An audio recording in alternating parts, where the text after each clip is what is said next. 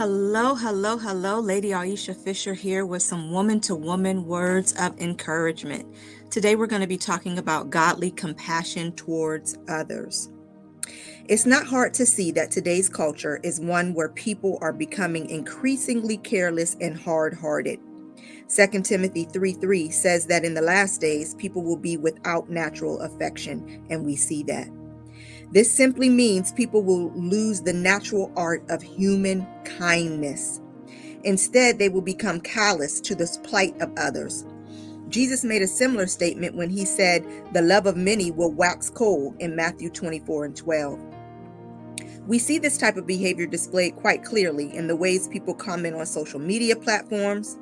So much commentary is filled with vile hatred and shaming of others. As believers, we must resist the tide of the culture that is overwhelming so many people in this way. We must do the opposite and become examples of God's compassion. This must begin in our homes with how we treat our family members. We need to practice the care and consideration of our family to make our home a place where we exhibit understanding and compassion. Doing it at home will cause it to spill over into the rest of society and will be a testimony of Jesus to a hurting world. This is God's will for us. Declare that you and those in your home are people of understanding and compassion. When I was looking for scriptures for this, I was surprised at how many came up that I liked. Usually I don't have a lot that I like for each particular devotion, but I have several. And the first ones are all the same. Now they're coming from David, who's coming out of Psalm, but David was favored by God. And so because of this, we should pay attention to the things that he says about God because he had a close relationship, right? And so in Psalm 86:15, David says, "But you, O Lord, are a God who protects and is merciful and gracious, slow to anger and abounding in loving kindness and truth." Again, Psalm 103:8, it says, "The Lord is merciful and gracious, slow to anger and abounding in compassion and loving kindness."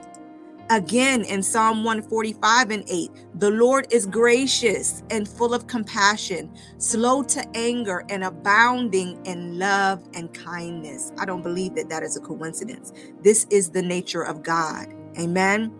And then we have in 1 Peter chapter 3, is talking about godly living.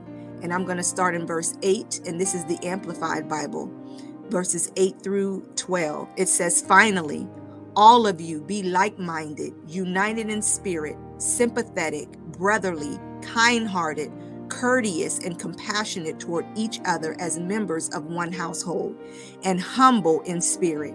And never return evil for evil or insult for insult. Avoid scolding, berating, and any kind of abuse. But on the contrary, give a blessing. Pray for one another's well-being, contentment, and protection.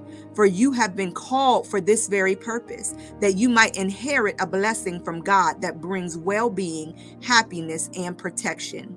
For the one who wants to enjoy life and see good days, good, whether apparent or not, must keep his tongue from evil and his lips from speaking guile, treachery, deceit. He must turn away from wickedness and do what is right. They must search for peace with God, with self, with others, and pursue it eagerly, actively, not merely desiring it. For the eyes of the Lord are looking favorably upon the righteous, the upright, and his ears are attentive to their prayers, eager to answer.